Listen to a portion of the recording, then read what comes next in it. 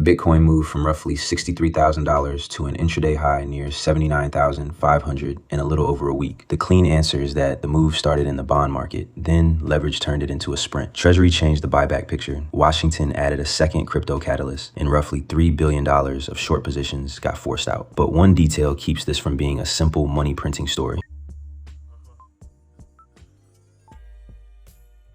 If you want more videos built from the receipts instead of price targets, subscribe. Every subscriber feeds straight back into '08 development, and it lets me keep turning the research behind rainwater into useful public breakdowns.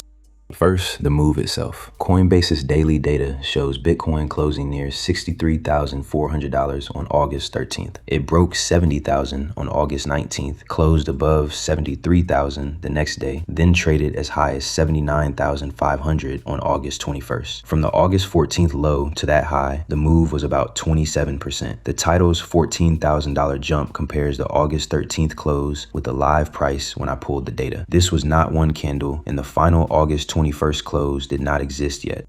Okay, so now we can look at the first trigger. On August 19th, the U.S. Treasury said it would at least double the maximum size of certain long bond buybacks. The current $2 billion cap will become at least $4 billion per operation for the 10 to 20 year and 20 to 30 year sectors. Those larger operations begin September 9th. Bond prices and yields move in opposite directions. When Treasury becomes a larger buyer of older long-dated bonds, the market can read that as support for bond prices and pressure on long-term yields. Lower yields and a weaker dollar usually give risk assets, gold and Bitcoin, an easier backdrop. There is an important limit here. Treasury's own borrowing estimate says these buybacks are not expected to significantly change privately held net borrowing because new debt replaces the debt it buys back. This was not a new Federal Reserve quantitative easing program, and $4 billion did not suddenly land in Bitcoin.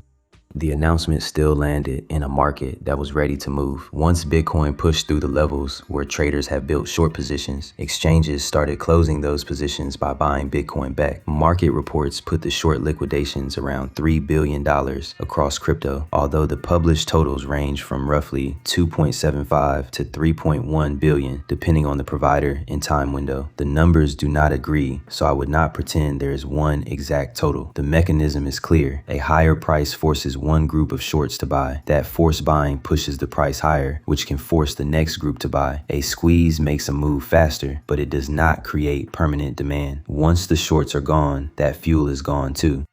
At the same time, the White House hosted crypto leaders and pressed Congress to pass the Clarity Act. That gave the market another positive headline on the same day. There is no clean receipt that tells us how much of the move came from Treasury, the policy meeting, existing spot buyers, or the short squeeze. They arrived close enough together that the market traded the whole package. Now, before we call this a permanent macro turn, the bond reaction already gives us a warning. AP reported that the 10-year Treasury yield had moved back near its pre-announcement level by Thursday. The first relief in long-term rates did not hold cleanly. That does not cancel the Bitcoin move. It means the easy explanation, that the money printer came back and Bitcoin automatically goes higher, skips too much of the mechanism. From the rainwater side, this looks like a crypto chart driven by macro, plumbing, policy sentiment, and leverage at the same time. The next test is what happens after the forced buyers disappear. If Bitcoin holds without liquidation fuel, continuing spot demand has taken over. If it does not, a large part of the speed came from the squeeze. That is the condition I would watch, without turning it into a price target or a trade call.